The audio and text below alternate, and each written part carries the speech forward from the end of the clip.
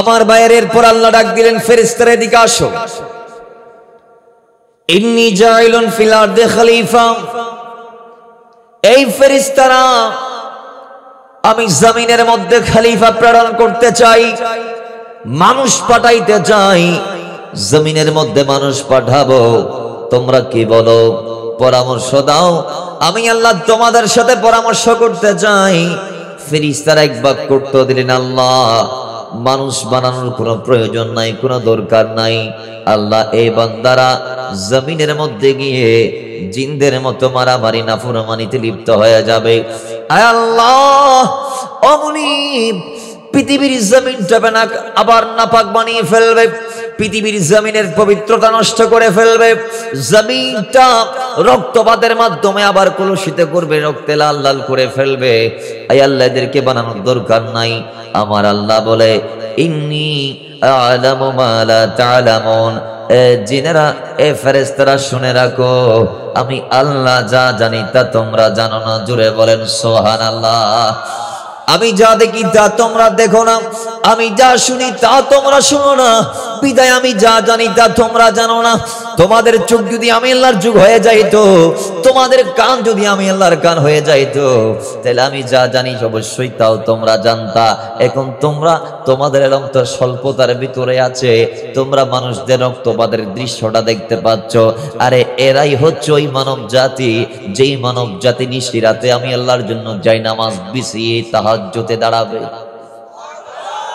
আরে এরাই হচ্ছে ওই জাতি যাদের ইবাদত দেখে আমি আল্লাহ ওই শবে কদরের রাতে তানাজ্জালুল মালাইকাতু ওয়ার রূহু ফিহা বিইذনি রাব্বিহিম মিন কুল্লি আমরিন সালামুন হিয়া হাত্তা মাতলাইল ফজর। আরে এরাই তো ওই জাতি যাদের আমল সচক্ষে দর্শন করার লক্ষ্যে আমি আল্লাহ শবে কদরের রাতে রুহুল আমিন জিবরাইলের নেতৃত্বে ফেরেশতাদের মিছিল পাঠাই দেব। বলে এরাই হচ্ছে ওই জাতি, যে জাতিরা শবে কদরের রাতে আমি আল্লাহর জন্য ফানা হয়ে যাবে। ও ফেরেশতারা, তোমরা তো এগুলা জানো না। আরে এরা ওই জাতি যারা লক্ষ লক্ষ টাকা খরচ করে নিজের সম্পদ কোরবান দিয়ে মক্কা মদিনায় গিয়ে হজ করবে, আরাফার ময়দানে গিয়ে বিক্ষিপ্ত চুল নিয়ে এলোমেলো হয়ে দাঁড়াবে, আর আমি আল্লাহর দরবারে ফরিয়াদ করে বলবে, মুনিব, জীবনে অনেক অন্যায় করলাম, না বুঝে, না জেনে, না চিনে। আল্লাহ, এখন আসলাম তোমার ঘরে, তোমারে চিনতে পারলাম। আল্লাহ, তুমি মুনিব আমার জীবনের গুনাহগুলা মাফ করে দাও। জোরে বলেন মুসলমান, আরো জোরে বলেন। আবার ভাইয়ের আল্লাহ বলেন, ইয়ালামু মা লা তা'লামুন। আয় ফেরেশতারা, আমি যা জানি তা তোমরা জানো না, সুতরাং আমি পাঠাবো। আরে তোমরা তো জানো না, ওই মানুষদের ভিতরে এমন কিছু জাত আমি প্রেরণ করব, যে জাতদের নাম হবে নবী এবং রাসূল। বলে ওই নবীদের ভিতরে এমন একজন নবী আছে, যেই নবীটারে না বানাইলে আমি তোমাদেরকেও বানাইতাম না। জোরে বলে মুসলমান, আরো জোরে বলেন। আল্লাহ বলে, আমি পাঠাবোই, বানাবো। জিবরাইল, যাও জমিন থেকে মাটি আনো, আতম বানাবো। জিবরাইল আসলেন, জমিনের মধ্যে হাত দিলেন, জমিনটা কেটে দিল।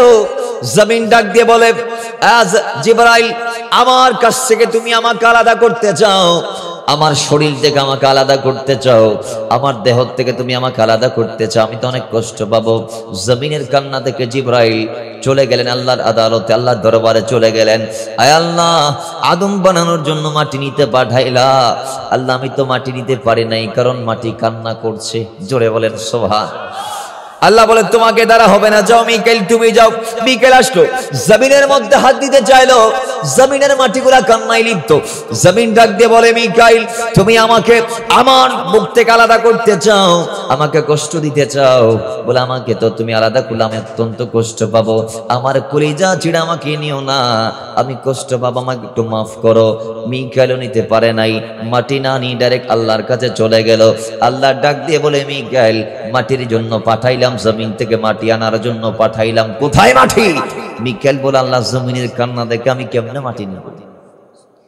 সুবহানাল্লাহ। তাই দেশ মিকাইলও নিতে পারে নাই, ইসরাফিলকে পাঠাইলেন, তিনিও পারে নাই। আজরাইলকে পাঠাইলেন, তিনি ডাক দিয়ে বলে, আমি আসলাম জমিনে, আসার পর দেখি মাটি কান্না করে।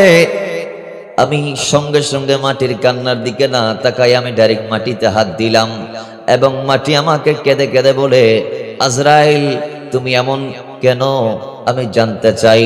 আরে আমার থেকে আমাকে কেউ আলাদা করতে পারে নাই। জিবরাইল আসলো, আমার কান্না দেখে দয়া করলো, ফিরে গেল। মিকাইল আসলো, আমার কান্না দেখে তার মায়া হলো, ফিরে গেল, নেই নাই। এরপর ইসরাফিলও এসেছে, তিনিও নিতে পারে নাই। জিবরাইল তুমি কেমনে নিতে পারলা? আজরাইল তুমি কেমনে নিতে পারলা? আজরাইল ডাক দিয়ে বলে, আমি আজরাইল, আমার অন্তরে তেমন দয়া মায়া নাই, আর আমি মাটির কান্নার দিকে তাকাই না, আমি মৌলার হুকুমের দিকে তাকাই। মাটির কান্না দেখার টাইম আজরাইলের নাই। আল্লাহর গোলাম আজরাইল দেখে ওই যে আল্লাহর বিধান, আল্লাহর নির্দেশ, আল্লাহর ফরমান, আল্লাহর হুকুম, আল্লাহর নির্দেশ, আল্লাহ যেটা বলে আজরাইল সেটা করে। আল্লাহ বলে, আজরাইল এটা যে করতে পারে, জান কবজের দায়িত্বটা তাকেই দিয়ে দিলাম। তো আজরাইল সেদিন দায়িত্ব পেয়ে গেলেন। আল্লাহ এবার আদমের বড়ি বানাইলেন, 40 বছর বানিয়ে বড়ি ফালায় রাখলেন। সেই বড়ি কাজ কাম করে না, বড়ির ভিতর পাওয়ার নাই, জান দেয়া হয় নাই, পাওয়ার হবে কোত্থেকে? জোরে বলেন না ঠিক কিনা মুসলমান? এরপর 40 বছর পর আল্লাহ আদমের বড়ির ভিতর প্রাণের সঞ্চার করলেন। এরপর তেরাত থেকে তার স্ত্রীকে বানাইলেন। আদম যখন হাওয়াকে দেখলেন, ধরতে চাইলেন, আল্লাহ বলে ধরা যাবে না, ধরা যাবে না, ছোঁয়া যাবে না। মুসলমান, এখন আদম সফিউল্লাহ আল্লাহ ডাক দিয়ে বলে, এই আদম, যদি হাওয়াকে টাচ করতে হয় তাহলে আগে মোহর আদায় করে দাও। আরো জোরে, আরো জোরে। হুজুর একটু আগে বলেছেন, ফাঁকে এটাই ইশারা দিচ্ছি হুজুরের কথাটাকে আরো মজবুত করার জন্য। হুজুর বলেছেন ছেলের বাড়ির পক্ষ ক্যাশ ক্যাশ সব নিয়ে নেই, মেয়ের বাড়ির পক্ষের গুলা সব বাকি আছে না নাই? কথা বলেন।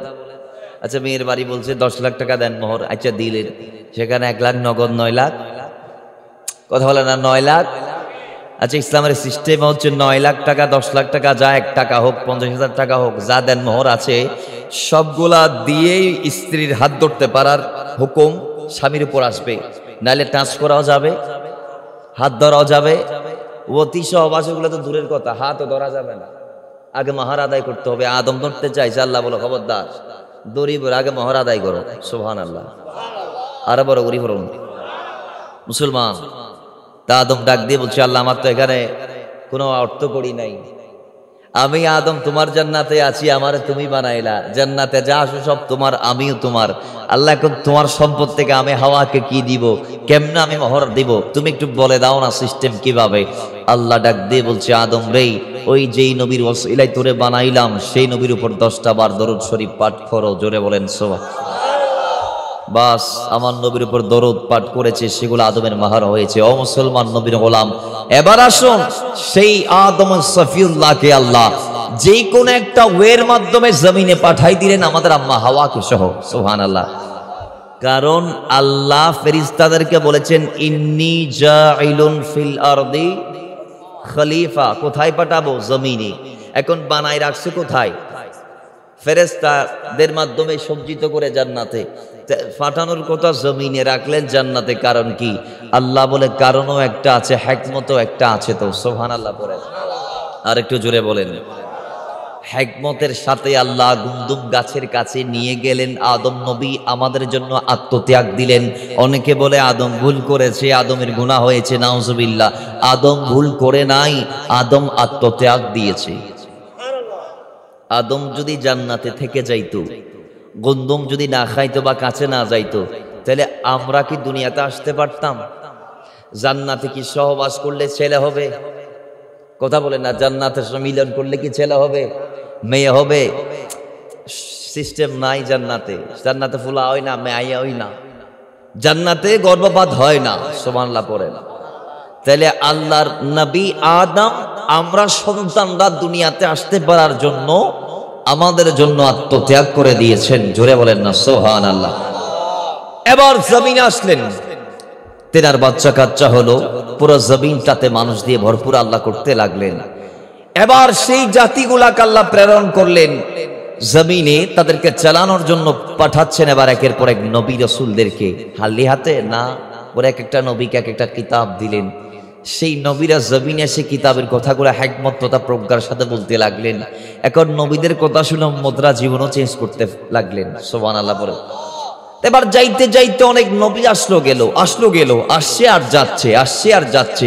তন্মধ্যে আল্লাহ সবচেয়ে বেশি নবী প্রেরণ করেছেন বনি ইসরাইল জাতির উপর।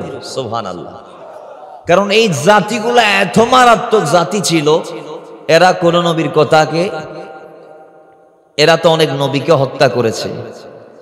এরা 70 জনের ঊর্ধ্বে নবীকে হত্যা করেছে। আরেক বর্ণনার মধ্যে আসছে এরা 70,000 নবীকে হত্যা করেছে।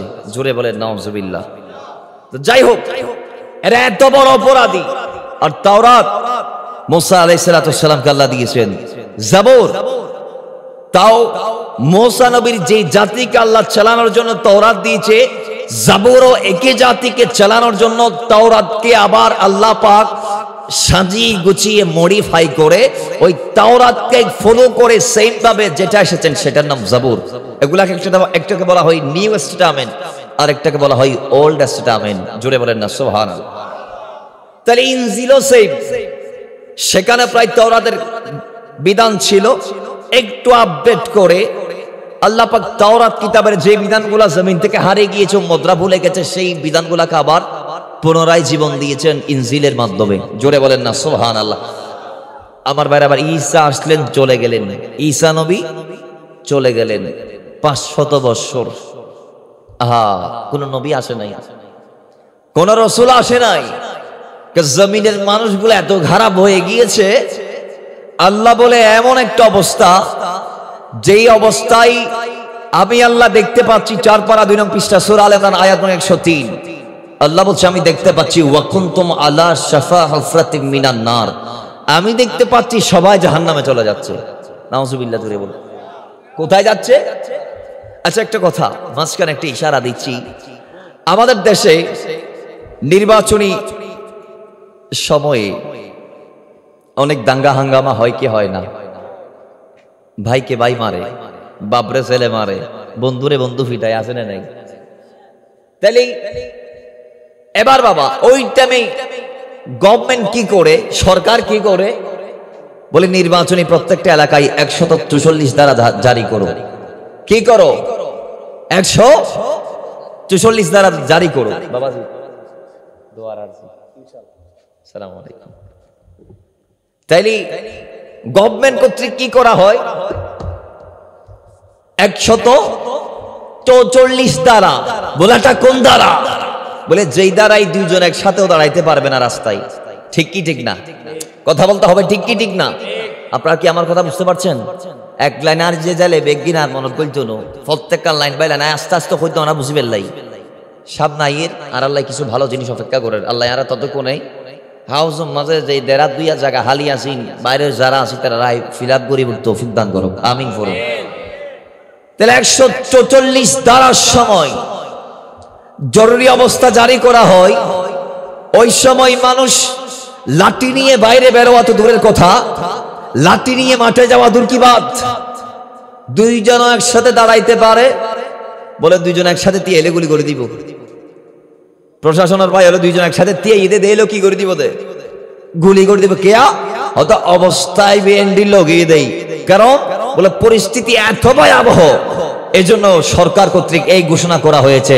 তখন আল্লাহ মুসলমান আল্লাহ দেখতে পাচ্ছে যে দুনিয়ার মানুষগুলা এত ভয়াবহ হয়েছে যে আপন মা নিজের সন্তানকে বিয়ে করছে, আপন সন্তান বাবার মৃত্যুর পরে মাকে বিয়ে করছে, আপন বাবা নিজের কন্যা সন্তানকে নিজের হাতে জীবন্ত মাটির নিচে পুঁতে ফেলছে।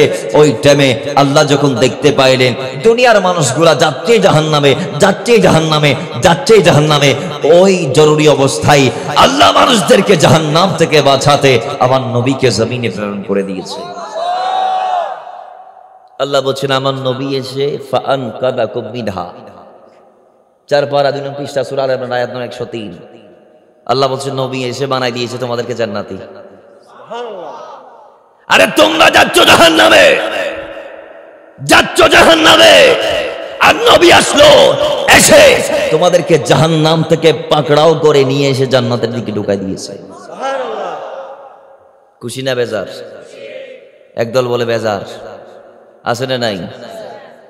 এখন চলমান যে ইস্যুটা চলছে বর্তমান, জাহাঙ্গীর জুর বনাম আলী হাসান ওসামা, আছে না নাই? ওসামা বলতেছে, জঙ্গি নেতা ওসামা বলতেছে যে নবীজির জন্য 12 তারিখ নাকি 11 তারিখ না 8 তারিখ না 9 তারিখ বা 12 তারিখের কোনো দলিল নাই। নাউজুবিল্লাহ জুড়ে বলেন।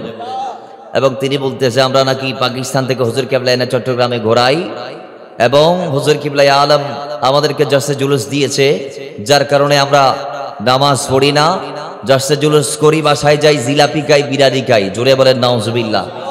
এরপর বলছে আমরা নাকি হ্যাপি বার্থডে ইয়া রাসূলুল্লাহ বলি, ওয়েলকাম ইয়া রাসূলুল্লাহ বলি, আর মিলাদুন নবীর কেক কাটি। জুড়ে বলেন নাউজুবিল্লাহ। আচ্ছা, কেউ যদি মিলাদুন নবীর কেক কেটেও ফেলে, আমাদের হুজুর কিবলা এখনো কোনোদিন মিলাদুন নবীকে কেন্দ্র করে কেক কাটে নাই, কেউ যদি কেটেও ফেলে জায়েজ না না জায়েজ? অবশ্যই জায়েজ। কেউ যদি মিলাদুন নবীর জন্য কেক কাটে অবশ্যই জায়েজ। কেক যদি হালাল হয়, কেক যদি সেখানে যদি হারাম জাতীয় কিছু না দেই, তাহলে সেটা জায়েজ কিনা? ইসলামে খাওয়া জায়েজ আছে না নাই? নাকি ওয়াইশে থাকতে বলছেন? হতা হন না, কি ওয়াইশে থাকতে হয়ে না? না। আর বলে আমরা নাকি বিরিয়ানি ইত্যাদি ইত্যাদি, শুধু বিরিয়ানি খাই আর জিলাপি খাই। আচ্ছা বলুন, জিলাপি মিষ্টি জাতীয় খাবার, এটা রাসূলুল্লাহর পছন্দের খাবার, নবীজির পছন্দের একটা খাবারের নাম ছিল মিষ্টি। কথা বলেন ঠিক কি না? তা আমার নবীর পছন্দের খাবারকে এরা কিসের সাথে তুলনা করছে দেখেন। এরপরে বিরিয়ানি ইসলামে জায়েজ আছে না নাই? আমরা মিলাদুন নবীর দিন তবরকাতের ব্যবস্থা করে মানুষদেরকে খাওয়াই। কথা বলেন ঠিক কি না? এটা জায়েজ আছে কি না? হাদিসে পাক আসছে ইসলামের শ্রেষ্ঠ কাজ কি আল্লাহর নবী থেকে জানতে যখন চাইলেন একজন সাহাবী, নবী উত্তরে বললেন ইসলামের শ্রেষ্ঠ কাজ হচ্ছে পরিচিত অপরিচিত সবাইকে সালাম দেয়া আর মানুষদেরকে খাদ্য খাওয়ানো। মানুষকে কি দেয়া? খাবার দেয়া। এটা ইসলামের শ্রেষ্ঠ কাজ। এই বিয়াদব, তোমরা কি বলতে চাও? ইসলামের শ্রেষ্ঠ কাজকে তোমরা আঙ্গুল দিয়ে বলো বিরিয়ানি, জিলাপি। নাউজুবিল্লাহ জোরে বলেন। এগুলা সম্পূর্ণ জায়েজ কাজ। এবার আসুন, এই বেয়াদব বলতেছে জলসে জুলুসে নাকি নামাজ নাই। নাউজুবিল্লাহ জোরে বলেন। 60 লাখ মানুষ, 80 লাখ মানুষ যত হোক না কেন সমস্যা নাই। এবার তো 85 লাখ মিডিয়া বলছে। সোশ্যাল মিডিয়ার কল্যাণে আমরা জানতে পেরেছি এবার মানুষ হয়েছে কয় লক্ষ? 85 লক্ষ। ও মুসলমান, হুজুর কিবলা আলমের সদারতে যারা জলসে জুলুস করতে এসেছে, সবাই জশ্নে জুলুসের মাঠে, জামিয়ার মাঠে, জামিয়ার আশপাশের অলিগলি, রাস্তা, শ্যামলী আবাসিক, সিটিবি আবাসিক, 9 নাজিরপাড়া, মোহাম্মদপুর, শুধু এতে শেষ নয়, যাইতে যাইতে খতিবের হাট, কোথায় কোথায় কোথায় লোকে লোকারণ্য হুজুর কিবলার পিছনে তারা জোহরের নামাজ বা জামাআত আদায় করেছে। এই জালেম গুলা মসজিদের মিম্বরে বসে, মাহফিলের মঞ্চে বসে যখন মিথ্যাচার করে, তখন পাবলিক কোথায় তাকে আমরা জানতে চাই। কথা বলেন ঠিক কি না? আর এগুলারে ভাড়া করে কারা? নিয়ে গিয়ে বকবক করানোর জন্য। ডাহা মিথ্যা কথা বলে জলসে নামাজ নাই। কিরে বোকা, তুই নিজের চোখে দেখছস না? বুঝে নবীর বিরুদ্ধে আমরা যে খুশি হচ্ছি, এটাতে এরা বেজার। দলিল খুঁজে আবার মিলাদুন নবীর কিসের দলিল? আমি জাহাঙ্গীর জুড়ে বলবো, ওদের সাথে বসার দরকার নাই। এরা তো বেয়াদব। নবী এসেছে, জমিনে নবীর আগমন হয়েছে, মিলাদ হয়েছে। দুনিয়ার কোন আলেম কি এটাকে অস্বীকার করতে পারবে? নবী না আসলে আমরা নবীরে পাইলাম কোত্থেকে? কথা বলে না ঠিক কিনা? তো নবী এসেছে, এটার নাম হইতো মিলাদুন নবী। তোরা বলস 12 তারিখ কেন করি? এই বুক, আমরা 12 তারিখ নয়, রবিউল আউয়ালের 1 তারিখ শুরু হওয়ার পর থেকে আমাদের দৌড়ানি জুলুস, নবীর স্মরণ শুরু হয়ে যায়। কথা বলেন ঠিক কিনা? 1 তারিখ থেকে স্বাগত জুলুস, 30 তারিখ পর্যন্ত জশ্নে জুলুস হয়। তোমরা তোমাদের দল প্রতিষ্ঠার জন্য লং মার্চ করতে পারো, রাস্তায় রাস্তায় দৌড়াইতে পারো, গাড়ি ভাঙতে পারো তোমরা, কিন্তু আমার নবীর জন্য নামলে তোমাদের সমস্যা আছে না নাই? আরো এরা ডাক দেয় বলে আমরা যখন নবীর ইজ্জত হেফাজতের জন্য ডাক দেই, তখন এই বেদাতিরা আমরা নাকি বাড়ির মধ্যে থাকি। নাউজুবিল্লাহ। আরে তোমাদের চেয়ে বড় নবীর দুশমন আর কে আছে? ঠিক কিনা বলেন? তোমাদের চেয়ে বড় নবীর দুশমন আর কে আছে? তোমরা তো দাজ্জাল এই যুগের, তোমরা তো কিয়ামতের ছোট ছোট আলামত, যারা জমিনের মধ্যে এসে মাইক নিতে দেরি মুস্তাফার বিরুদ্ধে বলা শুরু করে দাও। কথা বলেন ঠিক কিনা? এরা ঈমান চোর। এরা কি কথা বলেন এরা কি? কিসের আবার দলিল? আমার নবী আসছে, আমি জাহান্নামী থেকে জান্নাতি হলাম, আমি খুশি, সেখানে বলা আবার দলিল। তো দলিল লাগলে লাও না, কোরআনে পাকের 11 পারা 14 নং পৃষ্ঠা সূরা ইউনূস আয়াত নং 58 আল্লাহ বলছে ফালিয়াফরাহু, খুশি হয়ে যাও। নবীর কথা বললে সমস্যা, দলিল লাগবে? হ্যাঁ নাও, এক কোরআনে পাকের 3 পারা 19 নং পৃষ্ঠা সূরা আলে ইমরান আয়াত নং 81 আল্লাহ বলছে ওয়া ইদ আখাযাল্লাহু মিতাকান নাবিয়্যিনা লামা আতাইতুকুম মিন কিতাবিন ওয়া হিকমাতিন সুম্মা জাআকুম রাসূলুম মুসাদ্দিকুল লিমা মাআকুম লাতুমিনুন্না বিহি ওয়া লা তানসুরুন্না। আল্লাহ বলে নবী যাবে, নবী যাবে, নবী যাবে, নবীর আগমন হবে, এই কথা প্রথম আমি বলেছি। মিলাদুন নবী দলিল লাগলে নিবা, সমস্যা কি? তোমাকে কে বলেছে এগুলা জায়েজ নাই? এগুলো এরকম বেয়াদব গুলা একবারও ভাবতেছে না যে এখানে নবী আছে, এটা ঠিক কিনা বলেন?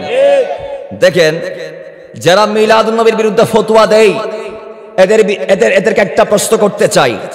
বুখারীতে আসছে, বুখারী শরীফে আসছে, সাহাবায়ে কেরাম আমার নবীর রক্ত মুবারক পান করেছে, নবীজির তুতো মুবারক খেয়েছে, গায়ে মালিশ করেছে, নবীর তুতো মুবারক। হযরত উরওয়া ইবনে মাসউদ রাদিয়াল্লাহু তাআলা বলছেন, আমি নিজের চোখে দেখেছি সাহাবায়ে কেরাম আমার নবীর তুতো মুবারক নিয়ে সিনার মধ্যে, মুখের মধ্যে মাসেহ করেছে। একটু জোরে বলেন না সুবহানাল্লাহ। অন্য হাদিসের মধ্যে আসছে সাহাবায়ে কেরামদের ভিতর আমার নবীর এত পরিমাণ ভালোবাসা ছিল যে তারা আমার নবীর নূরানি প্রস্রাব মুবারক পান করেছে। আরো জোরে বলেন। সাহাবায়ে কেরাম আমার নবীকে এত ভালোবাসতো, এরা আমার নবীর রক্ত মুবারক খেয়ে ফেলেছে। সুবহানাল্লাহ, আরো জোরে বলেন। আমি এদের কাছে একটা দলিল চাই, সাহাবায়ে কেরাম নবীর তুতু খেয়েছে, সাহাবায়ে কেরাম নবীর ওযুর পানির জন্য কারাকারি দিয়েছে, সাহাবায়ে কেরাম নবীর প্রস্রাব মুবারক খেয়েছে, নবীর রক্ত মুবারক খেয়েছে, তুতু মুবারক পান করেছে, খেয়েছে, সিনার মধ্যে মালিশ করেছে, চেহারায় মালিশ করেছে। বুখারীতে আসছে হাদিস কানা। তো তোমরা ওয়াহাবীদের কাছে জানতে চাই যে একটা হাদিস দেখাও যে হাদিসে নবীর রক্ত খেতে বলা হয়েছে, একটা আয়াত দেখাও যে আয়াতে নবীর প্রস্রাব খাইতে বলা হয়েছে, একটা আয়াত দেখাও যে আয়াতে নবীর তুতু খাইতে বলা হয়েছে, নবীর তুতু মুখের মধ্যে, সিনার মধ্যে মালিশ করতে বলা হয়েছে। একটা আয়াতও এরকম নাই, একটা হাদিসও নাই। আমার নবী যে বলেছেন যে তোমরা আমার প্রস্রাব পান করো, তোমরা আমার রক্ত পান করো, তোমরা আমার তুতু পান করো, মুখে মাখো, সিনায় মাখো, একটা হাদিসও আল্লাহর নবী বলে নাই। তো সাহাবায়ে কেরাম কি বেদাত করে ফেলেছে, শিরিক করে ফেলেছে, অন্যায় করে ফেলেছে? সাহাবায়ে কেরামদের দিকে আবার আঙ্গুল উঠাও, ফতোয়া দাও, দেখি তোমার ঈমান কয় সেকেন্ড থেকে, দেখি তুমি কতক্ষণ মুসলমান হিসেবে থাকতে পারো। তো বোঝা গেল সাহাবায়ে কেরাম অন্যায় করে নাই, ইসলামের পরিপন্থী কোনো কাজ করে নাই। আরে সাহাবায়ে কেরাম তো আমার নবীকে ইসলাম হিসেবে মানত। নবীকে যেভাবে ইচ্ছা সম্মান করেছে, রক্ত খেয়েছে, কেউ প্রস্রাব খেয়েছে, কেউ আমার নবীর তুতু মুবারক নিয়ে সিনার মধ্যে মালিশ করেছে। বোঝা গেল নবীকে মানার ক্ষেত্রে, নবীর মহব্বতের বেলায় ফতোয়ার দরকার নাই, তাকওয়া লাগবে, তাকওয়া লাগবে। এগুলো আশিক মাশুকের পরিচয় দেওয়ার জন্য নবীর প্রেমটাই যথেষ্ট। প্রেম থাকলে ফতোয়ার দিকে তাকানোর দরকার নাই। ওয়াইস করুণীর দাঁত মুবারক শহীদ করেছে, ভেঙে ফেলেছে নবীর জন্য। সাহিহ হাদিস। বোঝা গেল এদের ভিতর নবীর মহব্বত। তো বলুন এবার, ওই নবী এসে আমার জমিন, আল্লাহর এই জমিনে আমাদেরকে জাহান্নামী থেকে জান্নাতি বানাইলো, আমরা খুশি না বেজার? আয়া এখান থেকে আমরা একটু সামনে গেছিলাম, খুশি না বেজার? এবার আসুন, সেই নবীকে আল্লাহ জমিনে পাঠাচ্ছেন কোন সময়? জাহেলিয়াতের সময়। কেন? আমাদেরকে আলো দেওয়ার জন্য। সুবহানাল্লাহ, আরো জোরে। ও মুসলমান, এবার আমার নবী এসে গেলেন। নবী আসলেন, আল্লাহর এই জমিনটাকে আলোকিত করলেন, নিজের নূর দিয়ে মনোমার করে দিলেন, অন্ধকার যুক্ত কলব গুলাকে অন্ধকার মুক্ত কলব বানালেন, জাহান্নামীদেরকে জান্নাতি বানালেন। সমাজ কেমনে চালাইতে হয়, রাষ্ট্র কেমনে চালাইতে হয়, পরিবার কেমনে চালাইতে হয়, উম্মতদেরকে সব শিক্ষা দিয়ে দিলেন। আরো জোরে বলেন। মুসলমান, আমার নবী জমিন আসার পরে আরবের প্রথা অনুযায়ী নবীকে দুধ পান করানোর জন্য আরেকজনের কাছে পাঠাই দিলেন, নাম হালিমাতুস সাদিয়া। তার কাছে ছিল একজন বাচ্চা, নবীকে দিয়ে দিলেন। আমার নবী ছোট অবস্থায় থেকে কত বড় ইনসাফওয়ালা ছিল দেখেন। আমার নবী মা হালিমার গোরের মধ্যে যখন ছিল, মা হালিমাতুস সাদিয়ার আরেকজন সন্তান ছিল, তাকে আল্লাহ পাক মা হালিমা সাদিয়ার নসল দিয়ে কবুল করেছেন, আর মা আমেনার নসল দিয়ে আল্লাহ আমার নবীকে কবুল করেছেন। তো আরবের কথা অনুযায়ী মা আমেনার সন্তানকে হালিমার ঘরে পাঠিয়ে দিলেন। আমার নবী কত বড় ইনসাফওয়ালা ছিল। মা হালিমা ডাক দিয়ে বলে, আমার সন্তান যেই মাত্র মুহাম্মদ আরবি যেই মাত্র আমার কুলে এসেছিল, আমার কুলে আসার পর আমার সন্তান আমার ডান দুধ থেকে তার নৌরানি গাল মোবারক দিয়ে দুধ পক্কন করেছে, দুধ খেয়েছে, আর বাম দুধ থেকে আমি আমার সন্তান মুহাম্মদকে আর কোনোদিন 2 বছর যাবত দুধ পান করাইতে পারি নাই। কারণ কি? বলে কারণ হচ্ছে আমার সন্তান মুহাম্মদ ছোটবেলায় ইনসাফ কাকে বলে এটা জানতো, বিদায় তিনি একটা দুধ থেকে আহার করত, আরেকটা দুধ তার ভাই আমার আরেকটা সন্তানের জন্য রেখে দিত। আমার সন্তান কোনোদিন ওই দুধ থেকে দুধ খাই নাই, কথা বলে না, ওই দুধ থেকে খাই নাই। ও মুসলমান, আজকে আমরা ভাই হয়ে ভাইয়ের হক খাই, আসি না নাই, অন্যায় ভাবে কোনো বাস বিচার ছাড়া মনে করতেছি ইনার ইহার এমন আমরা উশৃঙ্খল হয়ে গেছি। আমাদের শিক্ষার জন্য আজকে কিছু কথা বলবো, আপনাদেরকে শুনতে হবে অবশ্যই। আল্লাহ শোনার তৌফিক দান করুক। আমরা ভাই হয়ে ভাইকে 2 পয়সা ছাড় দেই, বাপ মারা গিয়েও বা বালা করে খেয়াল করুন, সম্পত্তি বাগর আর বেগুন তো ভাই আল্লাহ দিলে আসে না নাই, দরকার আছে না আর আল্লাহ বর্তমান সমাজের যোগোপযোগী ওয়াজিন। তোরে বাপ মারা গেল, এখন তো বাবা মারা যাইতে দেরি, কাফন পরাবার আগে টিয়া বাগাবাগি শুরু হয়, ঠিক নেবে ঠিক। বাপ মরণের আগে তারা জায়গা বাসিয়ে দন্দির গান আলো ইন্দির গান আবার দাঁড়া দিয়ে, ঠিক কি ঠিক না? কথা বলে ঠিক কি না? আহা মুসলমান, আপনি কার জন্য রেখে যাচ্ছেন এই সম্পদ? আপনার সন্তান আপনার সম্পদ নিয়ে সম্পদের সঠিক চর্চা সঠিক মূল্যায়ন করবে কোনো গ্যারান্টি আছে? আওয়াজে আরো জোরে বলেন আছে? তো মুসলমান দেখেন, আমরা ভাই হয়ে ভাইয়ের হক খেয়ে ফেলি। মাঝখানে একটা গাছ পড়েছে, কি গাছ? বড়ই গাছ।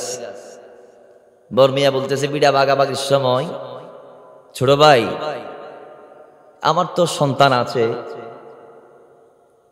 আমার তো বাচ্চা কাচ্চা আছে, তো তুই একটা কাজ কর, বড়ই গাছটা আরে দিবে। বড়ই গাছ কি আরে দিদে? কারণ কি? কারণ হচ্ছে আমার সন্তান আছে, তোর তো ছেলে ফেলে নাই, এখনো বিয়ে শাদী খরচ নাই। তো সুডো মিয়া বলতেছে, বলে আমি বিয়ে করলে কি আমার সন্তান হবে না? তা আমার সন্তান হওয়ার পর তারা কি হা করে এই বরের দিকে সাই থাকবে আর তোর ছেলেরা খাবে? নাউজুবিল্লাহ জুড়ে বলেন।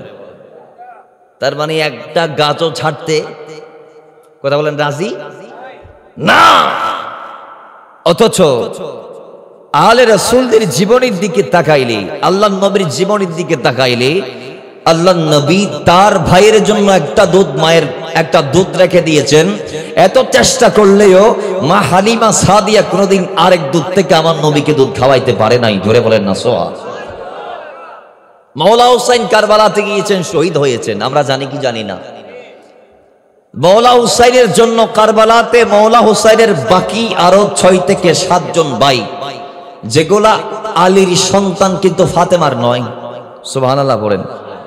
এইরকম বইমাত্রীয় মানে আপন মা নয়, বাবা বিয়ে করেছেন একই মায়ের না আরেক মায়ের, আর কি বাবেক মা আলাদা, ওই ধরনের বইমাত্রী অনেক ভাই মওলা হুসাইনের জন্য জীবন দিয়েছে কারবালার প্রান্তরে। জোরে বলেন না সুবহান।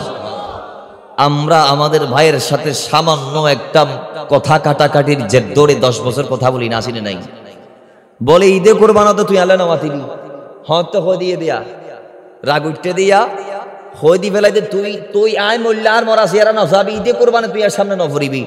এখন ঈদ তো মাসা আল্লাহ এটা তো বড় হম ন, ঠিক আছে আয় যদি আর বাবার হইতে আইলে তোর মরা সিয়ারা তো সাইতাম এই ফলাফলি টনসানো ডাইরেক্ট হতা হন না বাবা। ইন কি হনা হত হইতে পারে না, খার মুখ নসর দিবে তোর ভাই। ওই ভাই মনে রাখবেন, পানি কাটলে 2 ভাগ হয়, কিন্তু ভাই কাটলে আলাদা হওয়া যায়। কিন্তু এখন নারীর জন্য আলাদা হয়ে যাচ্ছে। এখন নারী কি, নারীর দোষ দিলাম নাই, 1 নম্বর ভাই হরাফ। ভাই যদি অ্যাক্টিভ থাকে, দুনিয়ার সবাই মিলে চাইলেও ভাইয়ের থেকে ভাইকে আলাদা করা সম্ভব? ভাই কথা বলে না সম্ভব? দেখেন এবার, তো যেই ভাই সামান্য স্বার্থের জন্য ভাইকে ছাড় দেয় না, তাদের জন্য শিক্ষা। কারবালাতে মৌলা হুসাইনের জন্য, ইমাম হুসাইনের জন্য ওনার বাকি 5 থেকে 7 জন ভাই জীবন কোরবান করে দিয়েছেন। সেখান থেকে একজন ছিল মুহাম্মদ ইবনে আলী, আরেকজন ছিল আব্দুল্লাহ ইবনে আলী, আরেকজন ছিল জাফর ইবনে আলী, আরেকজন ছিল আবু বকর ইবনে আলী, আরেকজন ছিল ওসমান ইবনে আলী। জোরে বলেন না সুবহানাল্লাহ। তো এইভাবে 5 থেকে 7 জন ভাই। এখন বলবেন অনেকে যে হুজুর, মৌলা আলীর ইমাম হাসান হুসাইন ছাড়া কি আর কোনো সন্তান আছে? হ্যাঁ আছে। কিরকম? আমার নবী মৌলা আলীকে বলেছেন, আলী তোমাকে আমি ফাতেমাকে দিবার শর্তে ফাতেমাকে বিয়ে করতে পারবে। একটা শর্ত কি? বলে শর্ত হচ্ছে ফাতেমা যতদিন বেঁচে থাকবে দ্বিতীয় বিয়ে করা যাবে না। আরো জোরে বলেন। তো ফাতেমার ইন্তেকালের পর বিয়ে করতে, তো মা ফাতেমা আমার নবীর 6 মাস পরে ইন্তেকাল করেছেন। ইন্না লিল্লাহি ওয়া ইন্না ইলাইহি রাজিউন। এখন মৌলা আলীর আরো 30 বছর বয়স আছে না নাই? কথা বলেন আছে না নাই? এই বাকি ইন্তেকালের আগে 30 বছর যে বয়স কাটিয়েছেন, সেখানে তিনি দ্বিতীয় বিয়ে করেছেন, তৃতীয় বিয়ে করেছেন, সেখান থেকে সন্তান এসেছেন। তো সেই সন্তানরা মৌলা হুসাইনের জন্য কারবালাতে গিয়েছেন। এখন কারবালার মাঠে গিয়ে গেলেন, খেয়াল করেন খুতবায়ে মুহররমের মধ্যে আসছে, আল্লামা মুফতি আমজাদ আলী আজমি আলাইহির রহমাত চমৎকার এই ঘটনাটা নোট করেছেন তিনি খুতবায়ে মুহররমের মধ্যে। তো বলে কারবালাতে মৌলা হুসাইন গেলেন, মৌলা আলীর বাদবাকি ছেলে সন্তান যারা হুসাইনের ভাই ছিল তারাও গেলেন। যাওয়ার পর মৌলা আলীর একজন শালা, অর্থাৎ ইমাম হুসাইনের যে ভাইগুলো আসছে এদের মামা, সুবহানাল্লাহ পড়েন, তো তিনি মৌলা আলীর ওই শালা গেলেন তাদের যিনি প্রধান নায়ক ছিলেন কারবালার যুদ্ধে, ওবায়দুল্লাহ ইবনে জিয়াদের কাছে। তিনি ইয়াজিদের পক্ষ থেকে এসেছে, তার ভাগিনারা হুসাইনের জন্য এসেছে, কিন্তু আলীর সন্তান, মাথায় রাখবেন। তো মামা গিয়ে বলতেছে, ও আমাদের মালিক ওবায়দুল্লাহ ইবনে জিয়াদ, আমার কিছু ভাগিনা হুসাইনের দলে আসছে, হুসাইনের পক্ষে, তারা আলীর সন্তান কিন্তু ফাতেমার না। নাউজুবিল্লাহ, জোরে বলেন। তাদের বাবা আলী কিন্তু মা ফাতেমা নয়। তো তারা না বুঝে এসেছে, আমি আপনার কাছে আসলাম অনুমতির জন্য যে আমি তাদেরকে বাসায় ফেরত দিতে চাই। একটু জোরে বলেন না নাউজুবিল্লাহ। আমার মায়ের ওবায়দুল্লাহ ডাক দিয়ে বলে, যান আপনি আপনার ভাগিনাদেরকে পাঠাই দেন, আমি অনুমতি দিলাম। হুসাইনকে আপনি জানাই দেন, হুসাইন যদি অনুমতি দেয় তাহলে আমার কোনো আপত্তি নাই। মুসলমান আবার ওই মৌলা আলীর শালা গেলেন, হুসাইনের তাবুতে গেলেন, মৌলা হুসাইনকে তলব করলেন। হুসাইনে পাককে তলব করে ডাক দিয়ে বলে, হুসাইন, এ মৌলা হুসাইন, আপনার 4 জন ভাই, আপনার 4 থেকে 5 জন ভাই যারা আলীর সন্তান, কিন্তু আপনার মা ফাতেমার না, তাদের মা আমার বোন।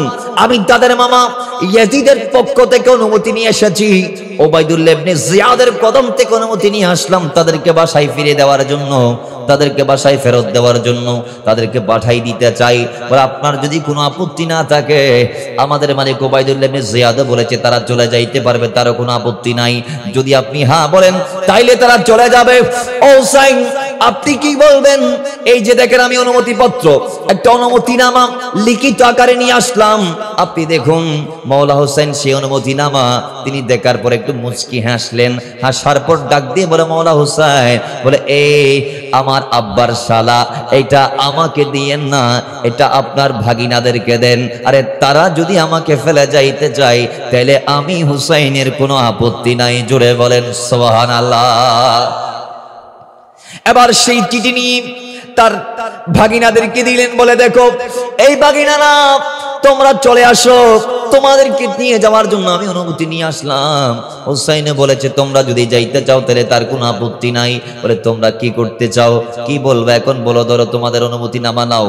নেওয়ার পর তারা 4 ভাই 5 ভাই মিলে অনুমতি নামাটা পড়লেন, সেখানে লেখা আছে তোমাদেরকে বাসায় ফেরত দিয়ে দিব, আমাদের অমুক অনুমতি দিয়েছে, হুসাইনের কোনো আপত্তি নাই। তারা পড়ার পরে সেটাই ভাবে নিয়ে 2 টুকরা করে ছিঁড়ে ফেললেন, 2 টুকরা করে ছিঁড়ে নিচে ফেলালেন, ফেলাই পা দিয়ে পিষ্ট করে দিলেন, ট্যাং দিয়ে উড়ে দিয়ে ফেলাই রে। এরপর ডাক দিয়ে বলছে, জালেম দূর হ, দূর হয়ে যা, মনে রাখবি আমরা কারবালার থেকে জীবন নিয়ে বাসায় ফিরে যাবার জন্য আসি নাই, বরং হুসাইনের কদম ধরে কারবালাতে জীবনটা কোরবান করতে এসেছি। জোরে বলেন না। এগুলো আমাদের জন্য শিক্ষা। আপন ভাই হয়ে ভাইয়ের জন্য কি দিয়েছে? জীবন দিয়েছে। এখন আমাদের ভাইগুলো আরেক ভাইয়ের জীবন নিচ্ছে। ভাই বাড়া করে দাঁড় জনরে বাইরে মারিবেন লাই, নাউজুবিল্লাহ। জোরে বলেন। আজকে দেখা যায় নিউজের মধ্যে, সোশ্যাল মিডিয়াতে দেখা যায় ছোট ভাইয়ের হাতে বড় ভাই খুন, বড় ভাইয়ের হাতে ছোট ভাই খুন। বাবা 3 দিন আগে দেখলাম চট্টগ্রামে একজন মহিলা, তিনি বিবরণ দিচ্ছে যে নিজের সন্তান বাবাকে 8 টুকরা করেছে। কয় টুকরা? আরো জোরে বলেন। কয় টুকরা করেছে? 8 টুকরা। তো কোথায় বাংলাদেশ? এটা চট্টগ্রামের ঘটনা। নিজের সন্তান বাবাকে আফিস করছে, গলা আলাদা, হাত আলাদা, পা আলাদা, সেগুলো আবার ব্রিফ কিসের মধ্যে ভরে নেপালে গিয়ে ফেলে দিয়েছে। নাউজুবিল্লাহ। জোরে বলেন। তো কোথায় আপনি, কোথায় আমি, কোথায়? আজকে আমার আপনার সন্তানগুলা দিন ধর্মের সঠিক চর্চা না করার জন্য শিক্ষা পাই নাই, কোত্থেকে করবে? তো দিন ধর্ম সম্পর্কে অজ্ঞ থাকার কারণে আজকে তারা নিজের বাবার গলায় ছুরি চালাতেও দ্বিধা করছে না। কথা বলেন ঠিক কিনা? তো এগুলার পিছনে সন্তান দায়ী নাকি আমরা দায়ী? আরে দায়িত্ব আমরা, কারণ আমরা সন্তানকে মাদ্রাসায় দিই নাই। সন্তানকে আমরা মা বাবার ব্যাপার ইসলাম কি বলছে, মা বাবাকে কিভাবে সন্তানের মাধ্যমে আল্লাহ পাক খেদমত করার কথা বলেছেন, সেটা আমরা বাবারা মায়েরা সন্তানের কান পর্যন্ত পৌঁছাইতে পারি। আমরা তো বলতেছি সোয়া মাদ্রাসা দিলে কি হইব? মসজিদের মুয়াজ্জিন হইব। এইবে আলেম হইয়ের কি দিব? মক্তব সুরি করিব, 5000 টাকা বেতন পাইব। ইন্দি কিতে খাইব? না বউরা খাবাইব, না আরারা খাবাইব। নাউজুবিল্লাহ। জোরে বলেন। তাহলে এই ধরনের একটা ট্র্যাডিশন আমাদের সমাজে বিদ্যমান আছে না নাই? আওয়াজে বলেন, আছে না নাই? এই বইয়ে মানুষ ছেলেদেরকে ইংলিশ মিডিয়ামে দিতে চায়, এই বইয়ে মানুষ ছেলেদেরকে উচ্চ শিক্ষায় শিক্ষিত করতে চায় মাদ্রাসা বাদ দিয়ে। কথা বলেন ঠিক কিনা? মনে রাখবেন, হালালের 1 টাকা হারামের কোটি টাকার চেয়ে দামি। 2 নাম্বার, আপনার সন্তানকে ম্যাজিস্ট্রেট, ডাক্তার, লয়ার, অ্যাডভোকেট ইত্যাদি ইত্যাদি বানাইলে হয়তো কলমের কোচায় কোটি কোটি টাকা আত্মসাৎ করবে, মানুষকে ঠকানো শিখবে, খাদ্যের মধ্যে ভেজাল দেওয়া শিখবে, মানুষকে জালিয়াতি করে কেমনে ঠকানো যায় সেটা শিখবে। তো সেটার মাধ্যমে কলমের কোচা মেরে কোটি টাকা যদি নিয়ে নেই, সেটা লাভ হবে? হারামের কোটি টাকা অর্জন করলে সেটা লাভ হবে? নাকি হালালের 3 টাকা 1 টাকা কামাই করে ডাল ভাত দিয়ে খেয়ে ইমান নিয়ে যাইলে সেটা ভালো হবে? ইমান নিয়ে যাইলে সেটা ভালো হবে। সেটা ভালো কি মন্দ এটা তো দুনিয়ার চোখে বুঝতে পারবেন না, কারণ দুনিয়াতে আমরা অন্ধ হয়ে গিয়েছি, আকল আমাদের মন্দ হয়ে গিয়েছে, জবান থাকলেই আমরা বোবা হয়ে গিয়েছি, হক আমরা বলতে পারি না, সত্যকে সত্য বলার ক্ষমতা আমাদের ভিতর নাই, মন্দটা আজ আমাদের চোখে বড়ই ভালো লাগে। ও মুসলমান, এইভাবে চললে সমাজ যেই পথে কদম দিচ্ছে, আগামী 10 বছর পরে এসে মুসলমানদের ঘরের ভিতর ইসলামকে খুঁজলেও পাওয়া যাবে? কথা বলেন, পাওয়া যাবে? আজকে ইসলাম মসজিদ আর মাদ্রাসা ছাড়া আর কোথাও আছে? ঘরের ভিতরে ইসলাম আছে? নাই তো। বিসিআর আছে, টিভি আছে, সিরিয়াল চলে, সেখানে নামাজ চলে না। ঠিক কিনা বলেন? পর্দা আছে সমাজে? বলেন না। লজ্জা লাগতেছে? পর্দা আছে? যে মেয়েগুলা বেপর্দা স্কুলে যায় সেগুলো আমার আপনার মেয়ে। যেই ছেলে টিজিং করে রাস্তার মোড়ে মোড়ে দাঁড়ায় সে আমার আপনার ছেলে। যেই ছেলে ইয়াবা খাচ্ছে বদ্ধ পড়ে সে আমার আপনার সন্তান। হোক কারো ভাই, হোক কারো ছেলে, হোক কারো বাবা। কথা বলেন ঠিক কিনা?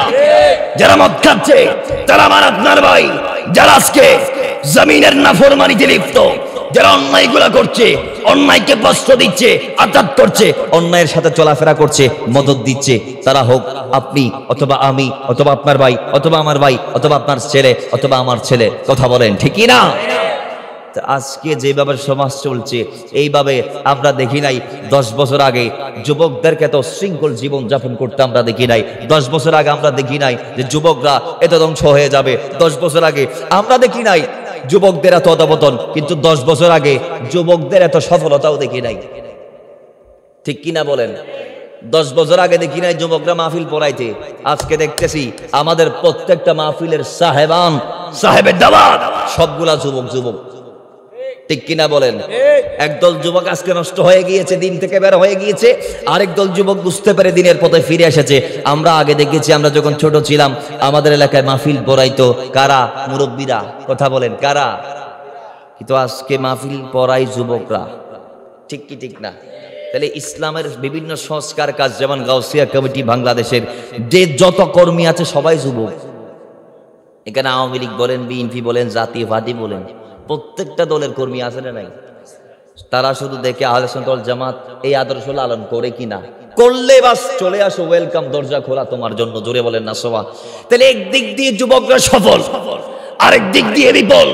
আজকে একদল যুবক এখনো আছে, এমনও আছে যুবক পরে স্কুলে, পরে মাদ্রাসায়, আল্লাহর রহমত হয়েছে, নবীজির দয়া এসে গালের মধ্যে দাড়ি রেখে দিয়েছে, পরে স্কুলে, পরে কলেজে, পরে ভার্সিটিতে, কিন্তু এক ওয়াক্ত নামাজ ছাড়ে না, আছে না নাই?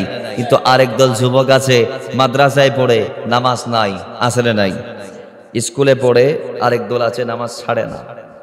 তাহলে ইসলামকে যেভাবে পালন করছে, যেভাবে নিয়ে নিয়েছে, তো মুসলমান বোঝা গেল সমাজ কিন্তু দিন শেষে সবগুলা মিলিয়ে ভালোর চেয়ে সমাজে খারাপের সংখ্যা, কথা বলে না, খারাপের সংখ্যা।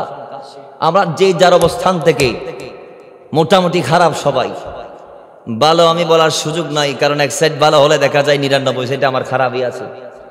তো একটা সাইড এটা দেখা যাবে, হতে পারে দাঁড়িয়ে রাখছে আর সবগুলাতে খারাপই, অথবা নামাজ পড়ার সবগুলা তো 2 নাম্বারই, আছে না নাই? আচ্ছা বলুন, নামাজ পড়ে যদি মারে বাদ না দেই, নামাজ পড়ে যদি বাবারে ফিটায়, তাহলে এই নামাজের কি কোনো মূল্য আছে? তা আজকে আমাকে সিনায় হাত দিয়ে বলুন, কয়জনের বাড়ির ভিতর নিজের মাকে সন্তুষ্ট রাখতে পেরেছে? কয়জনে? আজকে আমাকে সিনায় হাত দিয়ে কে বলতে পারবে যে আমার ওপর আমার মা বাবা সন্তুষ্ট? একবারের জন্য কি মা বাবাকে প্রশ্ন করেছেন, মা আমায় বিয়ে করেছি এত বছর, মা আমার উপর কি তুমি সন্তুষ্ট আছো? আল্লাহ আল্লাহ রসুলকে সাক্ষ্য রেখে বলো।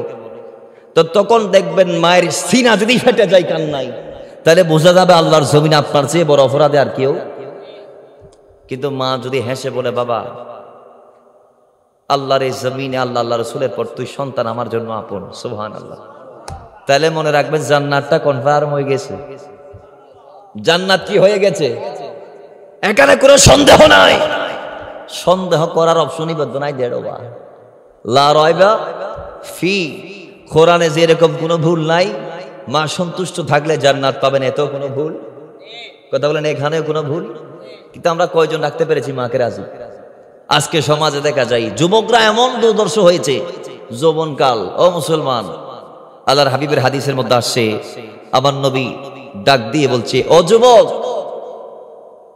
এ যুবক, আমার উম্মত শোনো, যৌবনকাল কত বড় আল্লাহর নিয়ামত।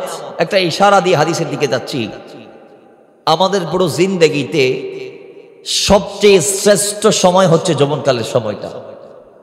সুবহানাল্লাহ, আরো জোরে বলেন। শ্রেষ্ঠ সময় কোনটা? যৌবনকালের।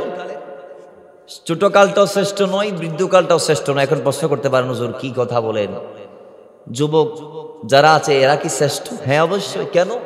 কারণ হচ্ছে একটাই, কারণ যৌবনকাল হচ্ছে ইবাদতের পারফেক্ট একটা সময়। জোরে বলেন না সুবহানাল্লাহ। যৌবনকাল এটা ইবাদতের কি সময়? পারফেক্ট সময়। কেমন? ছোট অবস্থায় আমার আপনার উপর নামাজ ফরজ, বৃদ্ধ অবস্থায় আমার আপনার উপর নামাজ আছে, ঠিক আছে, কিন্তু আমি যে পড়তেছি কবুল হচ্ছে কি হচ্ছে না গ্যারান্টি। হতে পারে আমার শরীরের কোথাও প্রস্রাবের ছিটা লেগে আছে, হতে পারে আমার রুকুতে গিয়ে বায়ু বের হয়ে যাওয়ার সম্ভাবনা আছে, আছে না নাই? তাহলে আমি এত হালকা হয়ে গিয়েছি, আমার ইবাদত এত হালকা হয়েছে বৃদ্ধ অবস্থায়, যে কি বলতে আমি কি বলছি, জবানটা আগের মতো কাজ করছে না, কানগুলো আগের মতো কাজ করছে না, চোখ দুইটা আগের মতো কাজ করতেছে না, আবার নিজের হাত পা গুলো আগের মতো আর কাজ করে না। আগে যেই মানুষটা দেখা গিয়েছে যৌবন অবস্থায় প্রত্যেক রাতে তাহাজ্জুদের নামাজ পর্যন্ত একদম একাতার একবারে আদায় করত, সেই ব্যক্তিটা দেখা যাচ্ছে সকালবেলা উঠতে কষ্ট হয়ে যাচ্ছে বৃদ্ধকালে। কথা বলেন ঠিক কিনা? তার শরীর আগের মতো সার্ভিস দিচ্ছে না, কারণ সবগুলা কমজোর হয়েছে। যৌবন অবস্থায় যে মানুষটা 50 কেজি চালের বস্তা বাসায় কাঁধে করে নিয়ে আসতো, এখন তার 2 কেজি দিলে আলগাইতে খুব কষ্ট হয়ে যাচ্ছে, আছে না নাই? ও মুসলমানের জন্য আল্লাহর নবী ডাক দিয়ে বলো, উম্মত শোনো, যৌবনকাল পৃথিবীর শ্রেষ্ঠ সময়, মানব জীবনের শ্রেষ্ঠ সময়ের নাম যৌবনকাল। আমি রাসূল ডাক দিয়ে বললাম, যে ব্যক্তি যৌবনকালটা আমার আল্লাহকে আমি রাসূলকে দিয়ে দিবে, যেই বান্দা যৌবনকালটা ইবাদত গুজারের মাধ্যমে তারা কাটাবে, আমি রাসূল তার জান্নাতের সার্টিফিকেট দিয়ে দিলাম, আমি তার জান্নাতের গ্যারান্টি দিয়ে দিলাম। যে যুবকটা যৌবন অবস্থায় আমি নবীর সুন্নাতকে ধারণ করে নিজের জীবনটা কেমন ভাবে পরিচালিত করবে, ইসলাম যেভাবে থাকতে বলেছেন সেইভাবে যে ব্যক্তি থাকতে পারবে। মা আতাকুমুর রাসূলু ফাখুযুহু ওয়া মা নাহাকুম আনহু ফান্তাহু। ইসলামের হায়াতুন নবী যা যা ইসলামে দিয়েছেন, যেই ব্যক্তি সেই জিনিসগুলাকে মানবে, নবী যা যা ইসলামে নিষেধ করেছেন সেই জিনিসগুলাকে যে ছেড়ে দিবে, আল্লাহ নবী ডাক দিয়ে বলে ওইভাবে যেই যৌবন কালটা কাটাইতে পারবা, আমি রাসূল তার জান্নাতের গ্যারান্টি দিয়ে দিলাম। জোরে বলেন, আরো জোরে বলেন। মুসলমান আবার আওয়াজ দিয়ে বলেন, আমরা আল্লাহ রাসূলের জীবন বিধান যে রেখে যাওয়া সুন্নতির তারিকা, যৌবন অবস্থায় যে বিধান দিয়েছে সেগুলা কাটাইতে পালন করতে চাই কি চাই না, মানতে চাই কি চাই না? এখানে চাই বলে বাসায় গিয়ে ভুলে গেলে হবে? এখানে যেভাবে চাই বলেছেন বাড়িতে গিয়েও চাইতে হবে, নাইলে হবে না। কারণ সিদ্দিক আকবর যদি নবীর কদম থেকে ইসলামের যে বাণীটা শুনেছে সেটা যদি বাসায় গিয়ে আমল না করত, তাহলে তিনি সিদ্দিক আকবর হতে পারত? নবীর প্রেম যেভাবে অন্তরে ধারণ করেছে নবীর সামনে, বাসায় গিয়েও যদি অনুরূপ নবীর প্রেমটা না থাকতো, তাহলে তিনি কি সিদ্দিকিয়তের মকামাত পাইতো? ইয়াতে ওনারা গরব ভিতর গলি আল্লাহ রসুল ফরাই গেল। ইসলাম আরা মানিত হদ্দুর ওই মসজিদ পর্যন্ত, খানকা পর্যন্ত, মক্তব পর্যন্ত, জানাজার মারত চলে ইসলাম, খবরের ফারত চলে ইসলাম, মসজিদের ভিতরে চলে ইসলাম। নইলে আরা বেগুন মুসলমানদের এটা কোনো সন্দেহ আছে না? হতাখন না আরা মুসলমানদের এটা কোনো সন্দেহ আছে না? মারত যাবে শুধু তারা মাথার টুপিটা হরে যা দেয়, ঠিক নেবে? ঠিক। সুদ খাত দোনো মুসলমান নে, ঘুষ দেয় দো, সুদ লদ্দন। রাসূল বলেছেন আকিলার রিবা ওয়া মুকিলা ওয়া কাতিবাহু ওয়া শাহিদাইহি ওয়া ক্বালা লাহুম সাওয়াউন। সুদ দইয়ে লইয়ে লেকইয়ে সাক্ষীতা কইয়ে চারজন সমান অপরাধী, হন হদ দে আল্লাহর নবী, হন হদ দে। তাহলে সেই সুদ কি মুসলমান খাইতে পারে? একটু গুনাহ কি এটা শুনবেন? সুদ খাইলে সুদের ফজিলত কেন জানিব দরকার আছে না নাই? হতা হন না দরকার আছে না নাই? সুদ খাইলে হদিন যে সওয়াব কেন জানানোর দরকার আছে না নাই? আল্লাহ নবী কি হন উনুন, যে ব্যক্তি সুদ খায়, সুদের সর্বনিম্ন গুণ দে নিজের মারে খানে কাবার মাঝে, খানে কাবার উড়ানোর যদি নিজের মারে বিয়ে করে যে গুণ, অথবা আরেক বর্ণনা তাইদের নিজের মাল 70 বার যদি সহবাস করে খানে কাবার উড়ানো, নাউজুবিল্লাহ, যে গুণ সুদর 70 গান বড় বড় গুণ আছে, তোর সর্বনিম্ন গুণ আইয়েন বড় করি ফরন না, নাউজুবিল্লাহ। তাহলে আরা শুধু হাইম না, দিয়ম না, লইম না। এখন বহুত কি আছে, ঈদে কুরবানে মেয়ে ফরে চল দন ফরের, খর দন ফরের, মেয়েরও রোদ। এখন তার কোনো ওয়ে নাই, প্রসেস নাই, কোনো সিস্টেম আর না পাই। কত সুদ হইল 10,000 টিয়া, সুদ হইল কত হারণ নাই দেয়ার, কত 1050 টিয়া করি, এটা কদম চলে হন না? আজারে হত করে চলে রে বাবা। উফ মারে মাই বোন ইমানদার দেন অজানে তো বুঝা। আচ্ছা কত জোর আজ মাহফিলে আসছে, আজিও কিন হইম না আরা, এটা খন দরকার, একটু ভালো জন দরকার আছে না নাই? হতা হন না আছে না নাই? তাহলে আল্লাহ আর ভালা করি দোক। আমি না হতা হতা আর ভালো হইতাম না, যে দূরত আছে দূর তাইকুম দে, আল্লাহ আর ভালা করি দোক, আর জীবন চেঞ্জ করো। আর সুদ খাইতাম নইয়েন, আর আজির মাহফিলের ওয়াদা, ঠিক কি না? আল্লাহ তুমি কবুল করো। মা বাপরা কষ্ট দিতাম না, আমিন খন না? ওয়া এলাকার মানুষেরা কষ্ট দিবেন না খন? এখন তো আর দেশের দেখা যায় তো বা যুবকল রাস্তার মুড়ে মুড়িতে এর 3-4 জন মিলি সুড়া মারাত দেয়।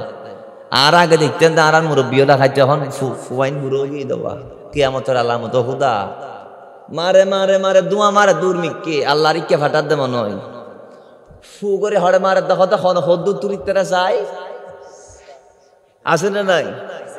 আর দেশে তো ফল আছে বারো বাড়ির পাশে ইতারে কেউ কেউ বিড়ি লই দিলে মাত্র বিড়ি টানি মাত্র মারিব দূর মিকে ফাল এরপর সারিব তো ধোঁয়া গুলির মতো উড়ে যা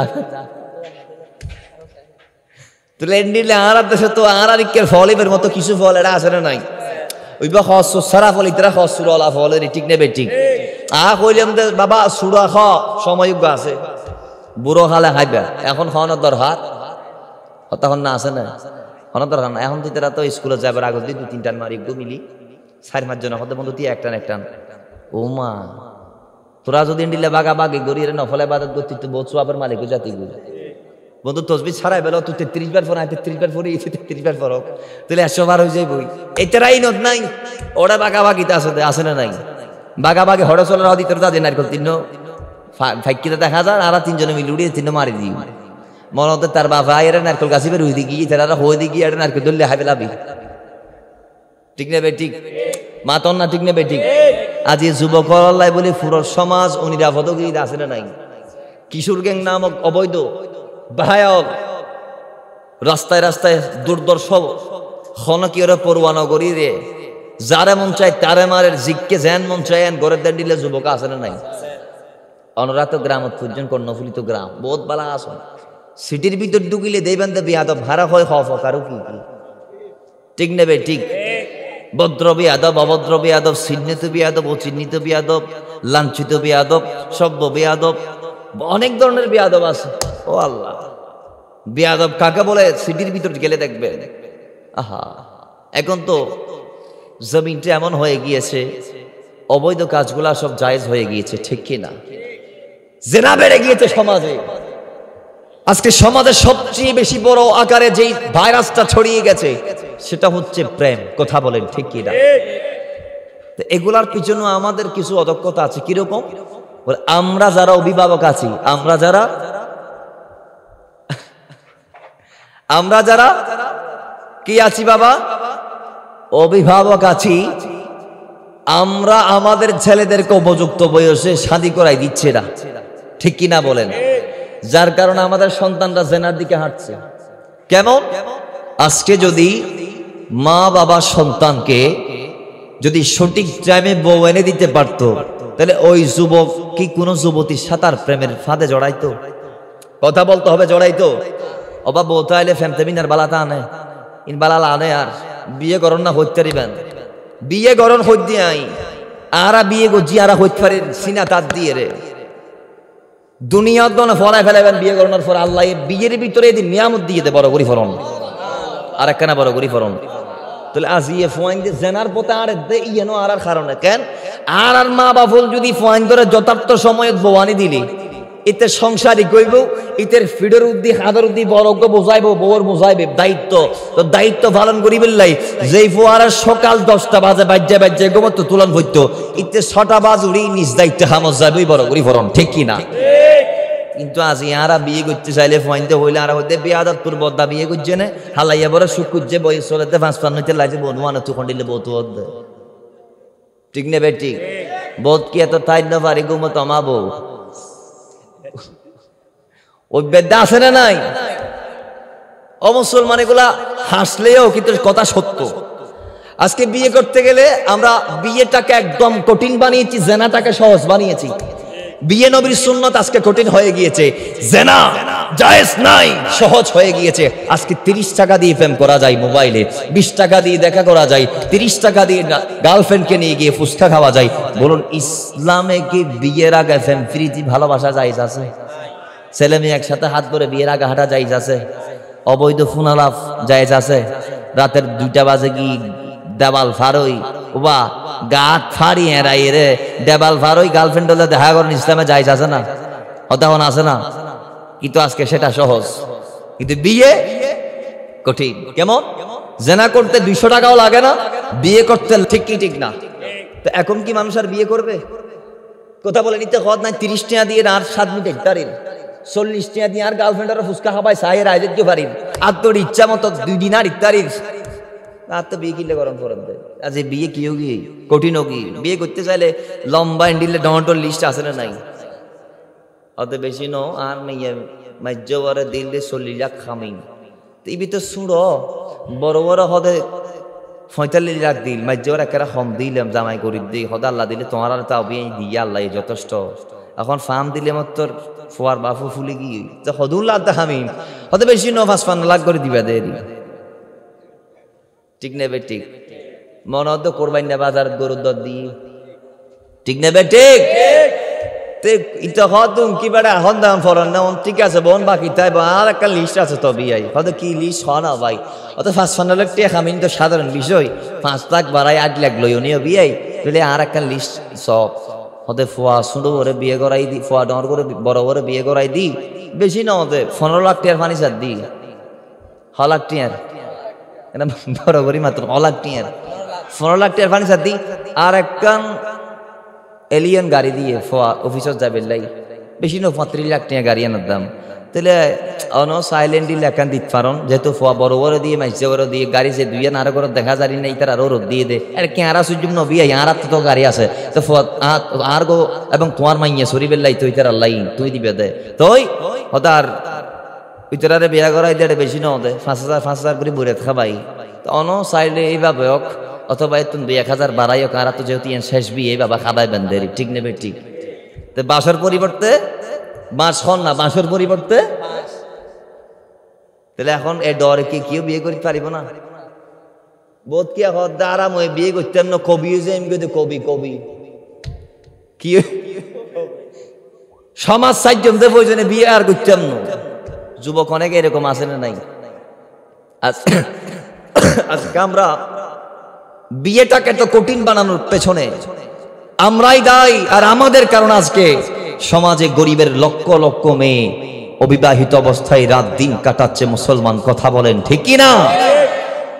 অনেক যুবতী মেয়ের এক একটা চোখের ফুটা পড়ছে, আর সোয়াজি পর্যন্ত কাঁদছে এদের কান্নায়। কথা বলেন ঠিক কি না? যৌতুকের অভাবে বিয়ে হচ্ছে না আজকে।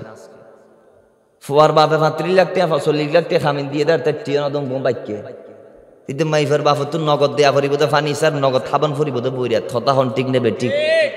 তে খজনের বাপে বইরাত খাইবার ক্ষমতা রাখে, অথচ ইসলাম বলছে ছেলে খাওয়াবে বইরাত বরযাত্রী, এগুলো অলিমা অলিমা ছেলে খাওয়াবে। মৌলা আলিয়া খাওয়াইছেন ফাতেমারে বিয়ে করে, অথচ আলী ছিলেন গরিব, সাধ্যের ভিতর যা ছিল তা দিয়ে খাওয়াইছে।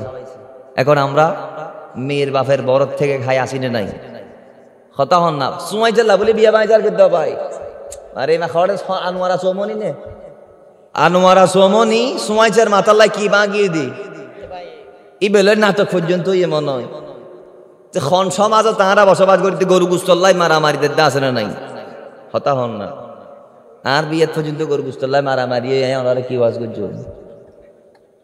আর বিয়ে আর মহল উড়ি গিয়ে এখন গরু গুস্ত করে, এখন আরো রোদ গজি দেবে কিন্তু সলার আইটেম ও খুদা গরুর গুস্তর আইটেম বানাই দিতে আল্লাহ, আর আল্লাহ খাসি আরো দামি নবা কিন্তু আর গোষ্ঠী হলে ন বুঝে কি হইতাম এরে তাই আলেন দে আর দেখিয়া মাতিত ন পারে সুপ ঘুরি তাই কে দেরি আর তো নাই পরবর্তীতে ওনার দে। যাই হোক তুলে দিল্লি বরযাত্রী খাওয়াইতে যায় রে বিভিন্ন জিনিস লাই বিয়ে পর্যন্ত বাঙ্গিচার করতে আসে না নাই? হতা হন না আসে না নাই? তাহলে এই অসামাজিক কার্যকলাপ থেকে আমাদের বেরিয়ে আসা দরকার আছে না নাই? আচ্ছা আমি আমার শাশুর বাসায় খাইতে যাব মানুষ নিয়ে, খাওয়ার কি আমি খাওয়াচ্ছি নাকি ওরা খাওয়াচ্ছে? হতা হন না? ওরা মেজবান আমরা মেহমান, তো মেহমানের দায়িত্ব সুপ করে খায় আয়োজন কই এডি ইয়েন কোনা ইয়েন কোনা ইনতা আর করে থইম নাই কিরে এডে ইন নাই কা আই সোয়াই জানি দি দুন হো ঠিক নেবে ঠিক। কথা বলেন ঠিক না? কিন্তু আজকে এগুলা সামাজিক ব্যাধিতে পরিণত হয়েছে, যার কারণে মানুষ বিয়ের দিকে আর হাঁটছে না, জেনার দিকে হাঁটছে। মুসলমান আপনার আমার কারণে আপনার আমার সন্তানের বিয়ে হচ্ছে না, আপনার আমার সন্তানের বিয়ে না হওয়ার কারণে সমাজের অসংখ্য যুবক আজ বিয়ে করতে পারে না। তারা বিয়ে করতে চাইলে বলে অমুকের ছেলে এত বছর বয়স চাকরি করে এত লাখ টাকা স্যালারি পায় কিন্তু সে বিয়ে করে নাই, তোরা কেমনে বোমানি দিব, তোর কয় টাকা আছে কি করেছস? আল্লাহ ডাক দিয়ে বলছে আগে বিয়ে কর, ক্যারিয়ার গঠন করার দায়িত্ব আমি আল্লাহ। রিজিক দিবেন কে? আমরা চাইলে কি আমাদেরকে খাওয়াইতে পারবো? খাওয়াইবেন কে? ফরাইবেন কে? জীবন দিয়েছেন কে? মৃত্যু দিবেন কে? আগামী দিনের প্ল্যান আমরা যাই করি না কেন দিন শেষে সফলতা দিবেন কে? আল্লাহ যেটা চাই সেটাই হবেন করেন। তো মুসলমান আজকে আমরা কোথায়? নবীর দেওয়া যে তরিকা সেই তরিকায় আমরা নাই। আমার নবী যুবকদেরকে দেখলে বলতো যুবক তুমি কি বিয়ে করেছো? আজকে নাই। আজকের যুবকগুলো এমন হয়ে গিয়েছে মুসলমান, ইসলামের আইন তাদের কান দিয়ে যায় না, ঢুকে না, ইসলামের পরোয়াই তারা করে না। আছে না নাই? কথা বলেন আছে না নাই? আমার ভাইয়েরা আল্লাহ নবী ডাক দিয়ে বলে উম্মত কিয়ামতের মাঠ মানুষগণ হাই হুতাশ করবে, নাফসি নাফসি বলবে, মানুষগুলা দিশাহারা হয়ে যাবে, বেসাহারা হয়ে যাবে। মানুষগণ সাহারা পাওয়ার জন্য দিক থেকে দিগন্তে বাবার কাছে যাবে, মায়ের কাছে যাবে, স্বামীর কাছে যাবে, স্ত্রীর কাছে যাবে, সন্তানের কাছে যাবে, বন্ধুর কাছে যাবে, বলবে বন্ধু আমারে বাঁচা, আমি বেঁচে গেছি, আমি বিপদে আছি, আমারে বাঁচাই নাও। সবাই বলবে নফসি নফসি। এমন একটা দিন সেদিন, যেই দিন 12 সূর্য এমন ভাবে সবার মাথার উপর আলো দিবে, আমার ভাইরা সূর্যের আলো সহ্য করতে না পেরে মাথার মগজ গোলা মাতের মারের মতো নরম হয়ে যাবে, আর কানের দু ছিদ্র দিয়ে, নাকের ছিদ্র দিয়ে বেয়ে বেয়ে পড়বে, গাল দিয়ে পড়বে।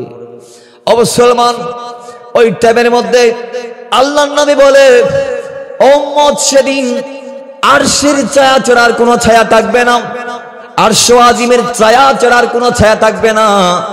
বলে সেদিন আরশ আজিম 7 ধরনের ব্যক্তিদেরকে ছায়া প্রদান করবে। ওই ব্যক্তির আরশের ছায়ার মধ্যে নিজেকে সেভ করতে পারবে। তাদের মাথায় রোদ পড়বে না, সূর্যের আলো পড়বে না, মানুষ কষ্ট পাবে না। 7 প্রকারের ব্যক্তি ওই সূর্যের কষ্ট থেকে হেফাজত করবে। 7 ধরনের ব্যক্তিকে আমার আল্লাহ বলে সেই 7 ধরনের ভিতর 2 নম্বরে যাদের নাম, তারা হচ্ছে ওই যুবক যারা নিজের যৌবন কালটা আল্লাহ এবং আল্লাহ রাসূলকে দিয়ে দিয়েছে। জোরে বলেন।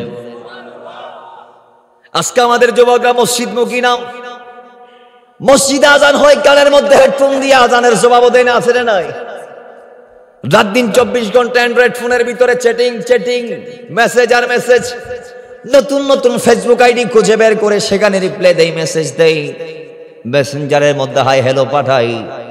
অনেকে এরকম 24 ঘন্টা নিজের জন্য ডিউটি হিসেবে বেছে নিয়েছে। অনেকে আছে ফেসবুক টিপে করে 1 ঘন্টা, টিকটকে দেয় 5 ঘন্টা, মুসলমান বন্ধু বান্ধবদেরকে দেয় 2 ঘন্টা, ঘুমাই 24 ঘন্টার মধ্যে বাকি ঘন্টাগুলা ওই ব্যক্তি, ওই যুবক যাকে দৈনিক 24 ঘন্টা আল্লাহ দিয়েছে, সেই যুবকটা দৈনিক আধা ঘন্টা আল্লাহকে নামাজের জন্য দিচ্ছে না, আছে না নাই? কথা বলেন। দ্বীন ইসলামের সঠিক চর্চা তারা করছে না। মুসলমান অসংখ্য যুবক আজকে এমন হয়ে গিয়েছে, দ্বীনকে ইসলামকে একবারও জানার চেষ্টা করে না। অনেক যুবককে দেখা যায় মসজিদের দিকে পা বাড়ায় না। অনেক যুবক আজ ইসলাম ধর্মের ধার ধারে না, নিজেই নিজের প্রঠাপগিরি দেখাই। বাবার লক্ষ লক্ষ টাকা আছে, হোন্ডা নিয়ে চলাফেরা করে, ঘোরাফেরা করে, মানুষদেরকে দেখে দেখলে আরো জুড়ে সারাই, আসে না নাই? বাবাই ফোন নিয়ে দিয়েছে এলাকার মধ্যে, তার উপর কে কথা বলতে পারে না, আছে না নাই? বাবা অনেক বড় জমিদার, চেয়ারম্যান, মেম্বার, এমপি, ছেলের মাতবরি চলে এলাকায়, তার সামনে বৃদ্ধরাও সম্মান করে তাকে এমপির পদে। নাউজুবিল্লাহ, জুড়ে বলেন। তাহলে সমাজ দিন দিন ধ্বংসের পথে না? কথা বলেন না? দিন দিন ধ্বংসের পথে। আর সেগুলার পিছনে আমি আপনি দায়ী। কিরকম? সে যে হোক না কেন, সে তো আমার আপনার সন্তান, ঠিক কি না? খাই বেতাইলে দিয়ে নাই দেখি, তখন আতুন দরকার আসিল না, আর পর ট্যাঙ্গান সোজা করি দন, ঠিক না বেঠিক? আমরা কয়জন দিতে পেরেছি? আমার আপনার সন্তান আজানের টাইমে বাড়িতে বসে থাকে, আমি আপনি দেখি কি দেখি না? দেখি। আমি যদি বলতাম বাবা আই মসজিদে যা, আমার সাথে মসজিদে যাব চল, তাহলে তার না দুনিয়ার জমিনের কারো সাধ্য নাই আমার সন্তানকে মসজিদে নিয়ে যাওয়া থেকে বিরত রাখার। কথা বলেন ঠিক কি না? কেউ চাইলেও পারবে বাধা দেওয়ার?